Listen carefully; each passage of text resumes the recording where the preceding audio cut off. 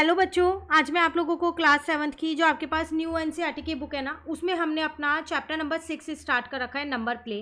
तो आज की क्लास में हम लोग जर्नलाइजिंग अ 3x3 मैजिक स्क्वायर ये वाला टॉपिक स्टार्ट करेंगे, जो कि पेज नंबर 136 पे है।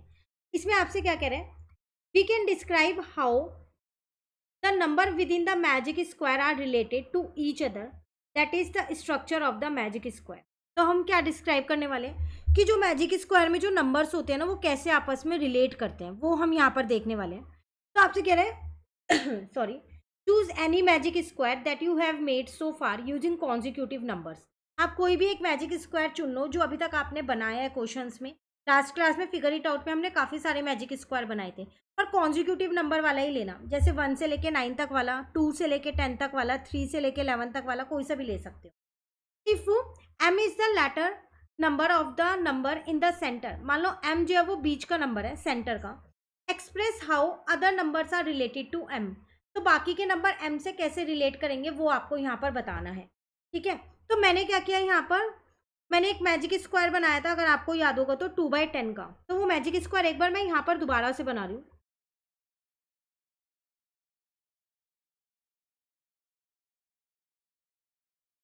ठीक है, तो ये हो गया 9 4 5, यहाँ बीच में था आपके पास, बीच में आपके पास 5 था ना, तो 6 हो जाएगा क्योंकि 1 प्लस करके बना था। यहाँ पर 2 हो जाएगा, यहाँ पर 7, यहाँ पर 10 हो जाएगा, यहाँ 8, यहाँ 3। अब वो बोला ये बीच वाला नंबर m है, अब इसको इससे रिलेट करना है, रिलेशन बनाना है। तो देखो 6 में 3 प्लस किया तभी तो 9 आया, तो फिर मैं यहाँ लिख सकती हूँ m+3।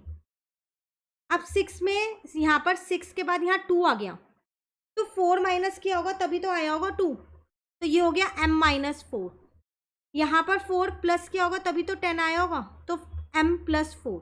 ये m की वैल्यू यहाँ मान लो 6 है, ये ध्यान रखना। ठीक है, यहाँ पर 6 में 1 प्लस किया होगा तभी 7 आया होगा, तो m+1। ठीक है ना, यहाँ पर 2 प्लस किया होगा m+2, यहाँ पर 2 माइनस किया होगा m-2, यहाँ 1 माइनस किया होगा m-1, और यहाँ m-3।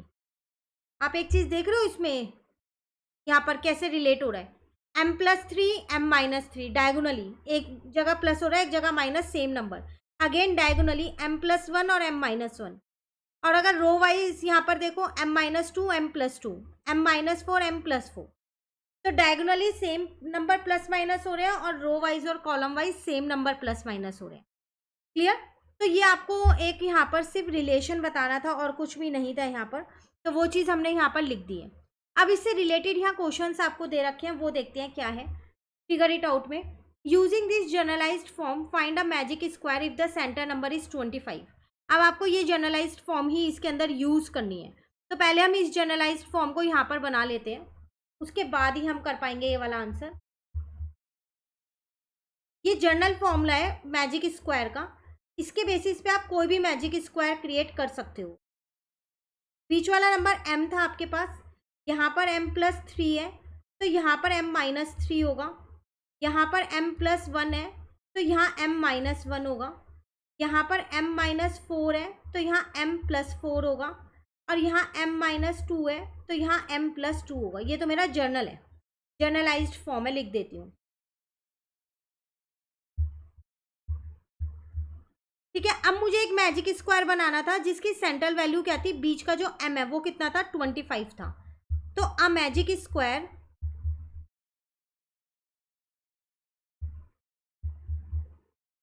With the centre value 25।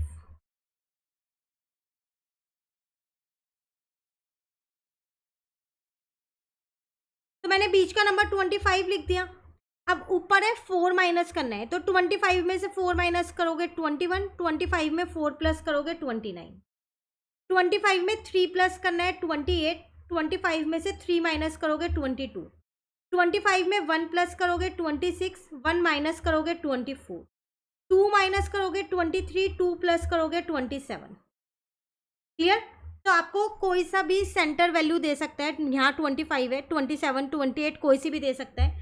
तो ये आपको जर्नलाइज्ड फॉर्म पता होनी चाहिए, इसी के बेसिस पे आप इसको बना पाएंगे। ठीक है, क्वेश्चन नंबर 2 में आपसे यहाँ पर क्या कह रहे हैं, what is the expression obtain by adding 3 terms of any row, column और डायगोनल। तो आपने क्या एक एक्सप्रेशन बनाया अगर आप तीनों रो को, तीनों कॉलम को या दोनों डायगोनल्स को ऐड करते हो तो अगर आप अपना आंसर नंबर 2 यहाँ पर देखो, पहले मैं रो का सम निकाल के देखती हूँ। फर्स्ट रो का अगर मैं यहाँ पर निकालती हूँ, क्योंकि तीनों का सेम आएगा क्योंकि ये मैजिक स्क्वायर है, तो फर्स्ट रो का हो जाएगा 28 प्लस 21 प्लस 26, तो 15, 5 यहाँ 1 कैरी किया, 2 प्लस 2 4 प्लस 2 6 प्लस 1 75 हो गया। और एक कॉलम का भी निकाल के देख लेती हूँ।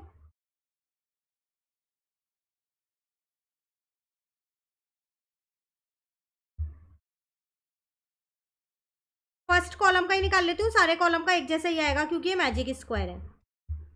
तो 28 प्लस 23 प्लस 24, तो इसका सम भी 75 आ रहा है। एक डायगोनल का भी निकाल के देख लेती हूँ।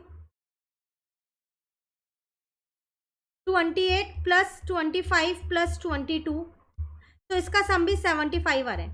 तो यहाँ से मेरे पास एक एक्सप्रेशन बन के आ रहा है। वो क्या बन रहा है एक्सप्रेशन, कि जो बीच की वैल्यू m होती है ना, तो जो एक्सप्रेशन बनेगा वो 3m बनेगा, क्योंकि 25 3 जा 75 होता है। ये है 25 बीच का नंबर जो दे रखा था, इसी के बेसिस पे एक्सप्रेशन बनेगा।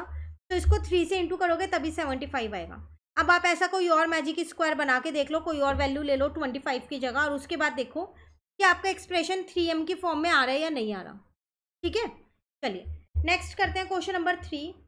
Write the result obtained by adding 1 to every term in the generalized form, doubling every term in the generalized form। कह रहे क्या रिजल्ट आएगा वो बताओ। अगर आपका जो जनरलाइज्ड फॉर्म है उसमें आप हर एक में 1 को ऐड कर दो, या फिर आप हर एक में क्या करो, हर एक नंबर को डबल कर दो। ठीक है, तो जनरलाइज्ड फॉर्म हम ऑलरेडी ये बना चुके हैं। अब हम क्या करते हैं, इसको एक बार यहाँ और बना लेते हैं, क्योंकि आंसर नंबर 3 में हमको फिर ये दोबारा चाहिएगी।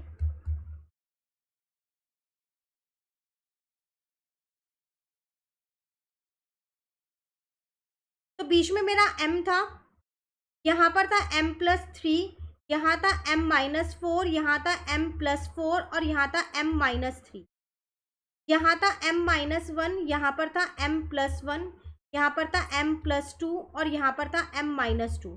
तो मेरे पास दो पार्ट थे, एक था मेरे पास एडिंग 1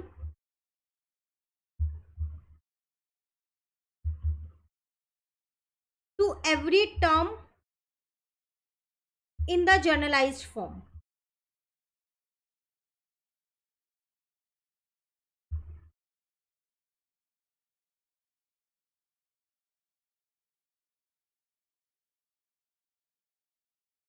ठीक है, एक और पार्ट था मेरे पास डबलिंग वाला, doubling every term in the generalised form.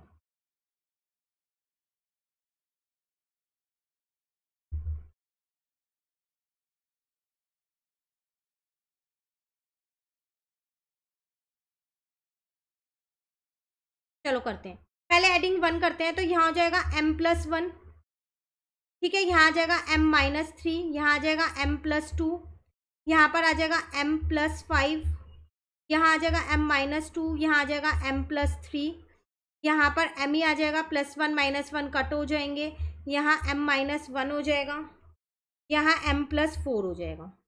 अब डबल कर दो, तो m+3 का डबल करोगे तो 2m+6 होगा। ऐसे इसका डबल करोगे तो 2m-4, 2m-2, 2m+8, 2m, 2m-8, 2m+2, 2m+4 और 2m-6। क्लियर? तो ये था क्वेश्चन नंबर 3 आपका जो कंप्लीट हो गया। अब यहाँ आपसे कह रहे हैं create a magic square whose magic sum is 60। एक ऐसा मैजिक स्क्वायर बनाओ जिसका मैजिक सम कितना हो, 60 हो। तो अगर आपको याद हो, जो हमने 1 से लेके 9 तक का मैजिक स्क्वायर बनाया था उसका सम 15 था, है ना। तो पहले वो एक बार और बना लेते हैं। Magic square with numbers 1 to 9।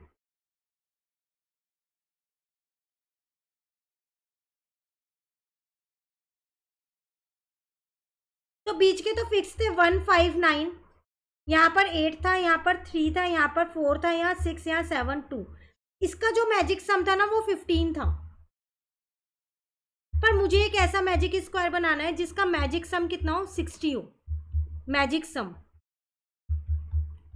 तो वो 15 के 4 गुना है ना। तो जब इसको 4 से इंटू करूंगी तब मैजिक सम 60 बनेगा। तो मैं अंदर के नंबर्स को भी 4 से इंटू कर देती हूँ फिर। तो 4 8 जा 32, 4 1 जा 4, 4 6 जा 24, 4 7 जा 28, 4 2 जा 8, 4 9 जा 36, 4 5 जा 20, 4 3 जा 12, 4 4 जा 16। अब आप चाहो तो तीनों को प्लस कर लो, चाहे रो को करके देख लो, डायगोनल को चाहे कॉलम को, आपका मैजिक सम 60 आएगा। तो एग्जाम में ऐसा कोई सा भी आ सकता है कि मैजिक सम इतना होना चाहिए, तो आप उसे 15 से पहले कंपेयर कर लो कि वो उसके कितना मल्टीपल है। 4 टाइम्स है, 5 टाइम है, 6 टाइम है, और फिर मैजिक स्क्वायर में उसने से मल्टीप्लाई कर दो। 1 से लेके 9 तक वाला मैजिक स्क्वायर ना अच्छे से याद कर लेना, क्योंकि यही बहुत काम आने वाला है।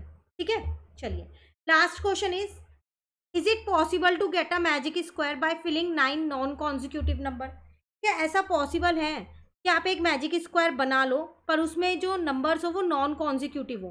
देखो नॉन कॉन्जिक्यूटिव वो होते हैं जो एक के बाद एक नहीं होते, जैसे अभी तक हम करते आ रहे हैं 1 से लेके 9 तक के नंबर्स को लिखना, 2 से लेके 10 तक के नंबर्स को लिखना, 3 से लेके 11 तक के नंबर्स को लिखना, तो वो तो मेरे कॉन्जिक्यूटिव थे। तो कह रहा है ऐसा मैजिक स्क्वायर आप बना सकते हो क्या, बन सकता है क्या जिसमें नॉन कॉन्जिक्यूटिव नंबर हो, रैंडमली आप कोई भी नंबर लिख दो, ये पॉसिबल है? तो बिल्कुल ऐसा पॉसिबल है। देखो पहले हम यहाँ लिख देंगे yes it is possible. Magic square का मतलब क्या है, सारी रो कॉलम और डायगोनल इनका सम एक जैसा होना चाहिए, बस यही तो है ना मैजिक स्क्वायर, तभी तो है ना। तो हम एक मैजिक स्क्वायर यहाँ ऐसा बना रहे हैं जो नॉन कॉन्जिक्यूटिव नंबर्स का है। तो मैंने एक ले लिया 24 3 18, रैंडमली मैंने नंबर्स को यहाँ पर लिया है 15 9 12 27 6 और 21। अब एक बार आप जरा यहाँ पर इन नंबर्स को प्लस करके देखो। तो अगर मैं यहाँ पर रो 1 का सम देखूं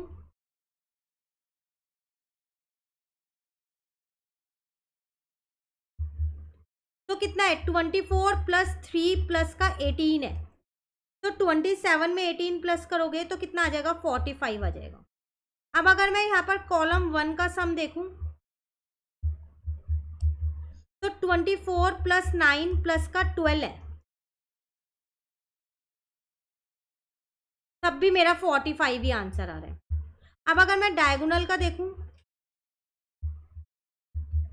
तो 24 प्लस 15 प्लस 6 अगर मैं करती हूं तब भी मेरा 45 आ रहा है। तो ऐसा ज़रूरी नहीं है कि कॉन्जिक्यूटिव नंबर से ही मैजिक स्क्वायर बनता है, नॉन कॉन्जिक्यूटिव नंबर से भी मैजिक स्क्वायर बन सकता है। ठीक है, तो यहाँ पर ये टॉपिक कंप्लीट होता है। अब नेक्स्ट टॉपिक हम अपनी नेक्स्ट क्लास में करें। Thank you.